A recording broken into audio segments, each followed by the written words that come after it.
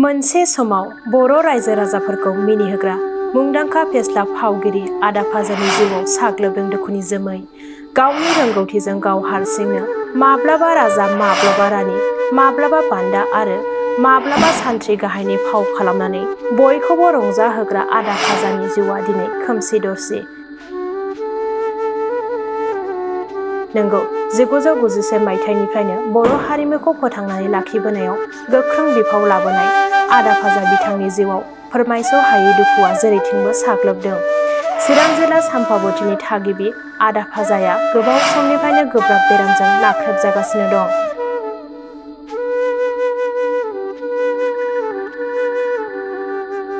मिथिनो मोननाय बादिब्ला गोबां रोखोमनि गोब्राब बेरामफोरा साग्लोबदों आदा फाजानि देहायाव, जायनि थाखाय गोबाव समनिफ्रायनो फाहामथाय लागासिनो दं आदा फाजाया। नाथाय गोबां रांखावरि खरसा खालामनानै फाहामथाय लासेयावबो आदा फाजा बिथांनि देहा थासारिया गाहाम फारसे फैफिनाखै। दायो दुखुथिया नखरा आदा फाजा बिथांखौ फाहामथाय होनो रांखावरिनि जेंनाजों जुजिनो गोनां जादों।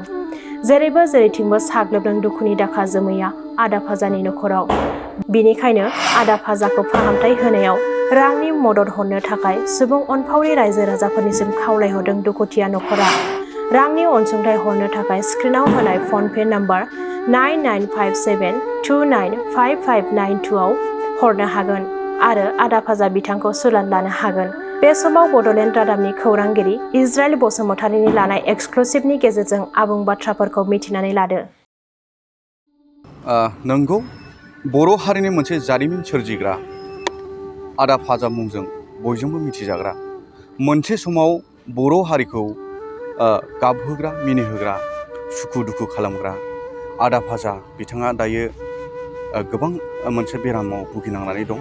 दायो आं बिथांनि न'खरावनो दंफैयो। बिथांनि न'आनो जाबाय नैबे चिरां जिल्ला सामफाबती बाजार लांगोनायावनो।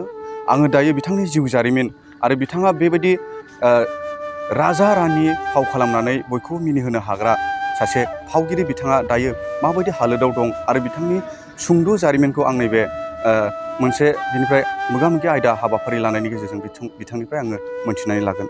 दायो बिथाङा नैबे समाव बे चेयाराव जिरायनानै दङ। आं बिथांनिफ्राय बाथ्रा मिथिनानै लागोन। नोंथांखौ नैबे बड'लेण्ड रादाबाव फरायग्रोनानै लाग्रोनाय जाबाय। गिबियावनो बड'लेण्ड रादाबनिफ्राय आंनिसिम नुजाफैनो हानायखाय आङो गोजोननाय थाबाय। आंनि जिउ जारिमिना जादों, उन्दै समाव आइया क'क्राझार डिस्ट्रिक्ट, आइया दावागुरिनिमोन, आफाया बेंगलनिमोन। आइखौ उन्दै समाव आफाया खावना लांनानै हाबा खालामहैदों। हाबा खालामनानै बिदिनो 61-62 सनाव आसामाव खारबोदों। बे दिननिफ्रायनो आलाय सिलाय जोङो लावखार दाहोना थायै थायै थानानै आङो नैबे गानखौ 91 निफ्राय सोलोंबोदों। 91 निफ्राय आं गायै गायै गाबोनानै दिनैसिम गागासिनो दंमोन। नाथाय आंनि देहा सोलेराव सोलिया लोमजानाय बायदि रोखोम बेमार जानायनि थाखाय आं न'आव गोग्लैसोनानै दङ। दा बेखायनो आङो आंनि जिउ जारिमिनफोरखौ आं खोन्थानो लुबैयो। आं बहुद सानजा सोनाब रायजो राजाफ्रा आंखौ नायबाय, मोजां मोनबाय, दिन्थिनायफोरखौ गानफोरखौ मोजां मोननानै लाङोमोन।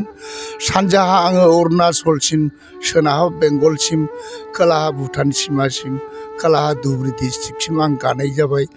आरो आं क'क्राझार डिस्ट्रिक्ट, बङाइगाव डिस्ट्रिक्ट, चिरां डिस्ट्रिक्ट आङो गाबाय थायो। नाथाय आं दा नैबे मास मोनथामनिफ्राय आं खैफोदाव गोग्लैनानै दङ। बायदि रोखोम बेमार, सुगार बायदि रोखोम जानानै दङ।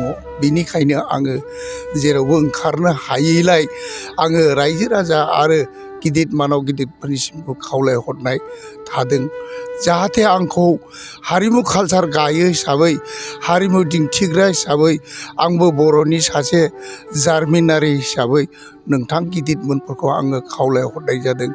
दिनै बड'लेण्ड चेनेलनिफ्राय फैनाय बिथांमोना नुजाफैनायाव आंनि दिनै देहा सोलेरखौ सोंनाय फिननाय खालामनानै खेबना लांफैनायाव आंनि गोसोआ जोबोद गोजोननाय मोन्दों होननानै खावलायनाय जायो आरो। नोंथाङा जे गाव हारसिंनो राजा रानि फाव खालामदोंमोन, बबे समनिफ्राय बेबायदि खालामनाय? आङो आगोलाव दाहोना थानाय समाव गसाइगाव दैखरगुरियाव आङो 4 बोसोर गान सोलोंदोंमोन। बिनिफ्राय बे गाना गारनायलाय बे खसाब पाथिखौ लाबोनानै साम्पामुथि बाजाराव खारबोनानै 91 निफ्रायनो आं राजा रानि राजकुमारी बायदि रोखोम सान्थ्रि ओंखारोमोन। आरो आङो मोनसे नाटकआव 40 जन 45 जन, अबेबा नाटकआव 30 जन, अबेबा नाटकआव 20 जन बेबायदि नायजाबखौ गायै गायै आं रायजो राजानो खोन्थाबोदों। राजा रानि राजकुमारी बायदि रोखोम महर लानानै आङो दिन्थिबोनाय जादों आरो। नाटकनि जे स्क्रिप्ट बेखौ नोंथाङा लिरदों नामा? नाटकनि स्क्रिप्टखौ आंथ' लेखा रोङा, आङो माने आइडियाजों लिरनानै आइडियाजोंनो आङो खालामनानै गोसोआव लानानै आङो गायोमोन आरो। होमब्लाबो रायजो राजाफ्रा मोजां मोनदों, नाटकफोरखौ बुजिदों, मिलायदों, गोरोबदों होननानै रायजो राजाफ्रा नायोमोन आरो। सानसे माने नोंथाङा बेबायदि हरसे गाहाम जों दिन्थिनायखौ जों नुनो मोन्दों, जोंबो नायबोदों नोंथांनि सिनेमाखौ। नंगौ, नोंथांनि फाव खालामनायखौ। नंगौ। मेंनायफोर फैयामोन नामा? मेंनाया आङो उफाय गैयामोन। आङो बायध'था आङो गानो होननानै ओंखारखाबाय जेला मेंनायखौ मेङाजासे आं गायोमोन। मानसि हिसाबैलाय मेंब्लाबो आङो मेङि हिसाबै आं दिन्थिनांगौ जायोमोन। बिदिनो मोनानि 6टा 7टानिफ्राय अखानायै बिदिनो फुंनिसिम 5टासिम 4टासिम दिन्थिनांगौ जायोमोन आरो। नोंथांनि गुरुआ सोर?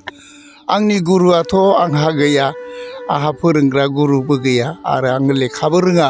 आं आइडियाजोंनो हारसिङैनो नाटक बानायनानै आं गायोमोन आरो।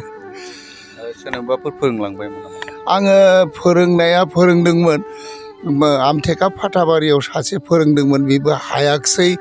आरो आङो सानजाहा बिजनि थिङैबो फोरोंदोंमोन, बेबो हायाखिसै। आं 3सो फोरोंबाय, नाथाय आंनि नाटकखौ लाखिनो हायाखै दाबो। दा आं मोनब्ला दासिमबो सोरबा सोलोंग्रा दङब्ला आं फोरोंगौ आरोखि। दासिमबो फोरोंनो होननानै गोसोआव दङ आरोखि। दाथ' नोंथाङा बेरामाव गोग्लैनानै दं। दा नोंथाङा मोजां जायोबा बेबायदि हारिमु सिबिफिननो आफसुस दं नामा? औ, आङो दासिमबो आंनि देहा मोजां जायोब्लानो आं माने बावनानै थाङा। आंनि गानखौ आं दासिमबो माने गानो थाखाय राजि दङ आरोखि। आं हाबावगोन होननानै आं दासिमबो लायो आरो। बेबायदि मोनबेसे स्क्रिप्ट दंमोन? आंनाव स्क्रिप्टआ जाहैबाय गासै आङो 6टा नाटकखौ गाबाय थायोमोन। ओमफ्राय आङो बिदिनो लेखा रोङाब्लाबो साम्पामुथि बाजाराव आङो गान गिदिर जाथ्राबो फोरोंदों, मावरिया स्रोन गान होननानै आं फोरोंदों। आरो बिरहांगाव दाङाइगावआवबो आं जाथ्रा गानखौ फोरोंहैदों। आं बेबायदिनो माने फोरोङोमोन आरोखि। जाथ्रा गानबो आं फोरोंनो हायो आरो। मालायखौ लिरहोनानै आङो माने नाटकखौ खोन्थानानै होयो, बिनिफ्राय आङो फोरोङो आरोखि। बेसेबां मायथाइनिफ्राय जागायजेनदों? आङो 91 निफ्राय जागायनाय जादों। रेजिस्टारखौबो 91 निफ्राय खालामनाय जादों आरो। सिगां जेब्ला जागायजेनदोंमोन नोंथाङा माबायदि रायजो राजानि अनसायनायखौ मोनदों? आङो सिगां जेब्ला आङो जाथ्रायदोंमोन, होमबा ओरैनो सोरनिबा दै सारनाय ओंखाम गोरलैफ्रावसो माने बुंनो थांब्ला जौनि बा ओंखाम माबानि ओरैनो 10-20 थाखानि थाखाय आं गायोमोन आरो। बेनिफ्राय आङो गायै गायै गानानै बयबो मोजां मोननायलाय बिसमुरिनि मालिगाव सला मास्टार होननायनि गामियाव आं गायजेनदों आरो। हरसेयाव बेसेबां मोनोमोन? हरसेयाव बे समाव आङो 400-300ल' मोनोमोन आरो हरसेयाव। 10 राङावबो गादों होननाय खोनादों? गादों, 10 राङावबो गादों आङो। उफाय गैयैयाव गानांदों आरो। न'खरा बेजों सोलियोमोन नामा? न'खरा आङो बेजोंनो सोलिबोदों। ओमफ्राय बेजोंनो आङो न'खर खुंबोदों, फिसा फिसौबो फोरोंबोदों, फेदेरबोदों। बेजोंनो आं सोलिबोनानै दासिमबो सोलिदों होननानै लायो आरोखि। साबेसे गथ' गथाय दं? गथ' गथाया जाहैबाय दुखुनि बाथ्रा। हिनजावा 2 जाबाय आंहा। हिनजाव गिबिनि 2 गथ', हिनजावसा 1, हौवासा 1। दा हौवासायाबो हाबा खालामबाय आरो हिनजावसाया SSB हाबा मोनहैदों। ओमफ्राय गदायनि दङ, दा बिजनेस खालामो गदायनि फिसाया। दा सासेया फरायगासिनो दं आरो। माने बे गाननि थाखायनो आङो गायक नांगौनि थाखाय गायक लानाय जादों आरो गायकजों लोगोसे आं हाबा खालामनाबो लानाय जादों आरो। आगोलनिफ्रायनो बे बाजार लांगोनायावनो थायो? आगोलनिफ्राय आङो, औ, न'आ बै बाजारनि सानजाजों दङ। दा हिनजाव सानैलाय आङो ओरै फारसे खालामनानै लानाय जाबाय आरो माने जायगा दाबनै खालामनाय जाबाय, जुदा जानाय जाबाय आरो। दा आङो गदायजों दङ।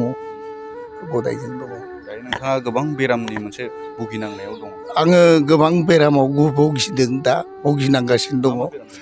आङो दा 1 नाम्बारा जाबाय सुगार, 2 नाम्बारा जाहैबाय बिदिनो प्रेसार, जन्दिस आरो टाइफड गिलु बालु लोमजादों। बिनिफ्राय दा मा सोमजिनानै होबावदों होनना बुङोबा टिभियाव भुगिबावनानै दङ। ओंखायनो आङो खुब खस्थ'नि गेजेराव गोग्लैनानै दङ आरो। टिभिया दा दिनैजों 35 दिनसो 40 दिनसो जाबाय होननानै बुंदों आरोखि। खिन्थु आं लोमजानाया हले गोबावसै आरो 3 मासनि बारबाय। बे 3 मासनि गेजेरावनो आङो न'खराव जोङो ज' दंमोन, बिजामादैबो दंमोन, बिजामादै लेंनाय। दा बे बिजामादैयाबो आंजों एखे समान लोमजादोंमोन। दा लोमजानायनि गेजेराव बियो दाखालि 1.5 मासनि गेजेराव थैनानै थांबाय। दा बेनो सुरादु होखांबाय, खिन्थु नाथाय आं हामाखै, दाबो लोमजागासिनो दङ आरोखि। सरखारनिफ्राय खौरां लाफैदों? सरखारनिफ्रायथ' आङो दासिमबो खौरां लाफैयाखै। दाखालि हारिमु आफादनिफ्राय एसे खबर लाफैनानै निउसाव होनाय जादों आरो। दा मैया मा होनो बिना गयारि बिथाङा नुजाफैनानै आंनि आखायाव अननानै 5,000 होलांदों आरो। दा मा खावलायगोन रायजो राजाखौ नोंथांखौ सापर्ट होनो थाखाय, नोंथांनि बे भुगिनांनाय बेरामनिफ्राय नोंथाङा रैखा मोननो थाखाय मा खावलायगोन? अनोब्ला दानि जे सरखार सोलिदों मानाव गेदेर प्रमद सारनिसिम आंखौ जुदि हारिमु गाग्रा हिसाबै अननानै मदद हरोब्ला, जाहाथे आं बे बेरामनिफ्राय आरोग्य मोनोब्ला आं गानखौ जाहाथे गाफिननो हायो, आं बेखौनो आसा खालामगासिनो दङ आरोखि। जाहाथे अननानै आंनिसिम माने नायहरो एबा मदद हरो, आं बेखौनो खावलायगासिनो दङ आरोखि। नंगौ, बिथाङा गावनि सुंद' जिउ जारिमिनखौ गुसुं समनि गेजेरावनो फोरमायबाय। बिथाङा 1991 मायथाइनिफ्रायनो बिथाङा हारिमु सिबिदों। गाव हारसिङैनो राजा रानि बायदि महर लानानै बिथाङा बर' हारिनि गेजेराव प्रग्राम खालामबोदों। बेबायदिनो गोबां हारि सिबिनायाव बिथाङा नांथाबबोदोंमोन। दिनै बिथाङा गोबां बेरामाव भुगिनांनानै दं। बिटिआर सरकारखौ बिथाङा खावलायदों, आथिखालाव खुंथाय गोहोआव थानाय इउपिपिएल सरकार बा प्रमद बर' दैदेननाय इउपिपिएल सरकारनिफ्राय बिथाङा अनसुंथाइ लुबैदों। लोगोसे बिथाङा दुलाराय बुहुमनि बर' रायजो राजाफोरखौ बिथांखौ मदद हरनो थाखाय बिथाङा खावलायदों। बे समाव आरोबाव जोङो नैबे आदा फाजानिनो जे अनजालि बिसि, बिथांनिफ्राय जोङो माखासे बाथ्राखौ जोङो मोनथिनानै लागोन। दा माबायदि थासारियाव दं नोंथांनि न'खरा? थासारियाथ' दा आवगोलनिफ्राय एसे मोजां, बेनो मोजां बेनो गाज्रि आरो। ओमफ्राय समाव मोजां बायदि जायो, ओमफ्राय समाव बिदिनो गाज्रि। दिनै मोनायावबो, थांनाय मोनायावबो एसे बारा बायदि जादों आरो। ओमफ्राय सोरांनानै आङो बिदिनो मुलि दौबाय, दौनानै दा एसे आराम बायदि मोनलायबाय। ओमफ्राय नै दा मोनायावबा मा जायो, आं दा मुलि लायनानै फैदों आरो काजलगावआव, आरो सुन्दारियावहाय। बिदिनो आयुर्वेदिक मुलि आरो, जोंनि लकेलानो बानायनाय। बिदिनो मानसिफ्रा बुंदों मोजां जायो, हामगोन, बिदि होननानैहाय आङो लायदों आरो। बिथाङा आदा फाजा मुंजों बयजोंबो मिथिजायो। बिथाङा गोबां हारिमु सिबिबोदों, जायगा जायगा देखायबोदों गावनि फाव खालामनानै। नोंथाङा बेजों सापर्ट होयो? औ, जों बोराय बुरै हारिनि थाखाय, जाथिनि थाखाय जोङो हारि कालसारखौ मोजां मोननानै आङो फिसा गोरलैखौनो गालांनानै आङो जानो गैयाब्लाबो जोंनि जानायखौनो बोखानानै आङो मानसि लानो, आंनि गथ'खौ लानो हिसाबै आङो बखालि लानानैबाबो, आङो रुवाथि लानानैबाबो आङो गथ'खौ 5 मास बा 6 मासनिफ्रायनो आङो आंनि मोदोमनिफ्राय गाइखेर जानायखौनो आङो बोखानानै आङो आंनि फिसायजों आं समान समान आङो कालसारखौ फोथांबोदों आरोखि। आं फिसायजों हेफाजाब होबोदों। बेवहाय आइजोनि राव मेथाइ खननाय बायदि रोखोमखौ जों खोनानो मोनोमोन। नोंथाङानो मोनो? औ, आंनो खनोमोन। आङो सिगां जोङो गोदो एलपिफ्राव बिदिनो माबा खालामलायनायफ्रावबो जोङो गोदो उन्दैयाव खालामखायोमोन नालाय आङो ओंखायनो एसे मेथाइ खननायफ्राव एसे टेलेन्ट दंमोन आरोखि ओमफ्राय दा ओंखायनो आङो बोरायजोंबो हेफाजाब होनो हादों। रायजो राजाफोर एबा आथिखालाव खुंथाइ गोहोआव थानाय सरकारखौ नोंथाङा मा खावलायगोन बे समाव? सरकारखौथ' आङो जाथि हिसाबै आरो जोङो कालसारखौ बाखो बाखो थाखो थाखो जोङो खांबोबाय खुंबोबाय बे हिसाबै आङो सरकारनिसिम आं एसे आंनि फिसायखौ मोजां खालामनो थाखाय आरो आंनि न'खर संसारखौ खुंनो थाखाय आदा फिसायाबो उन्दै आंहा फिसा हिन्जाव सासे दंबावो देग्लायसो फाइनाल होगोन बे फाइनालावबो आंनि बिफानि बेमार आजारखौ नुनानै आंनि फिसाया फरायनो लिरनो दा बिराद सिरिसाव आरोखि आरो आं टिउसनबो होनो हायाखै दा गावनो हारसिङै बिफाखौ बारा जानाय नुबाथाय फरायनाय लिरनाया बेना डाउन जायो आरो देग्लाय एकदम फाइनाल होगौमोन आंनि फिसाया फिसा हिन्जाव सासे दंबावो आंहा सानैल'खा सासेया मेट्रिक पास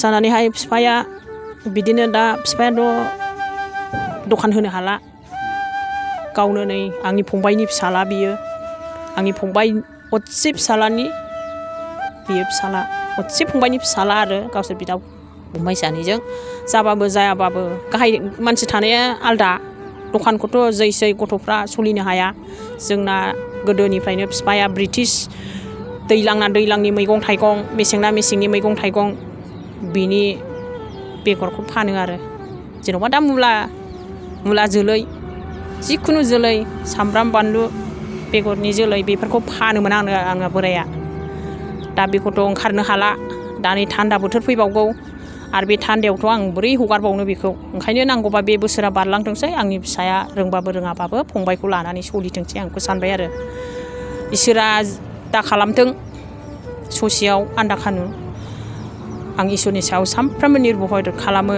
इसोरनि सायाव आङो गथायो आंनि फिसायखौ मोजाङै मोजां जिउयै माहामैबाबो थिखिनियावल' दोननानै आंनि जिउखौ माबाखौ फिसायनि जिउखौ लाखिनांगोन आं बेखौ साननानै सानफ्रामबो आङो एसे सुलुं मोनगौबा अबावबा मोजां डक्टर बा मोजां मुलि खोनायो खोमा साननानै आङो मानसिनि खुगा राव मोनसे मोजां मोनगौबा आङो सानो आरो ओमफ्राय दा आंनि फिसाजो बैयाव आंनि देरसिननि फिसाजो कासिक'त्रायाव दङ नालाय ओमफ्राय बियो मोनसे मुलि खोनानायखौ दा बियो लेंहरदों आं बेखौनो लायदों आरो आं दा बेखौ जाहोग्रोनायसिगोन ओमफ्राय बेजों माबायदि जायो आं बेखौ प्रमान लानोसै आरो बिदि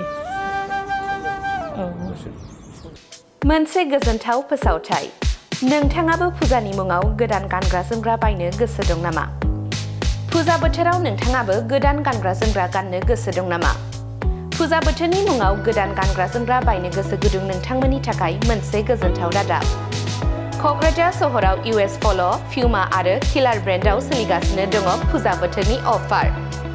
नंगौ, क'क्राझार सहरनि बिशाल मार्केटनि साहा जेडी रडनि साखाथियाव थानाय US पल', प्युमा आरो किलार ब्रेन्डनि गलायाव दासान्दि सोलिगासिनो दङ फुजा बोथोरनि अफार।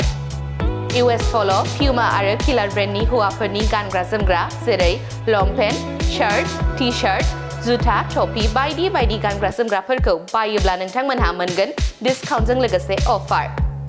बिब्दिब्ला नोंथांमोन गोबाव खालामालासे खनसे भिजिट खालामदो क'क्राझारनि US पल', प्युमा आरो किलार ब्रेन्डनि गलायाव। लोगोसे लानानै थांदो नोंथांजों गोरोबनाय समायना रमायना गानग्रा जोमग्राफोर।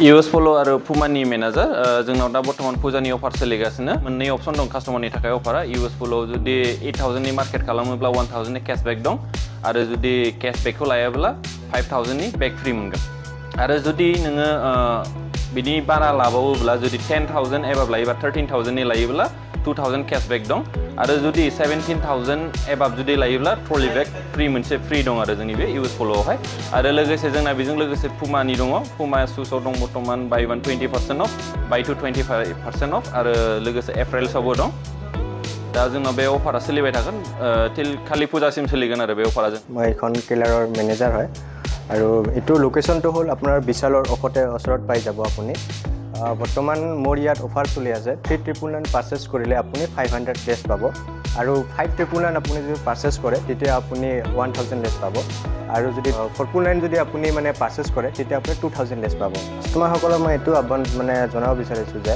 মোৰ ইয়াত মোটামুটি ভাল কালেকশ্যন আছে টি চাৰ্টৰ কালেকশ্যন তাৰপিছত চাৰ্ট জিন্স মানে এভেইলেবল আছে মোৰ তাতে ইয়াত আপুনি যিটো মানে যেতিয়া স্লিম ফিট এংগেল ফিট যিটো আপোনাক ফিট লাগে জিন্সৰ সেইটো আপুনি এভেইলেবল মোৰ তাতে পাই যাব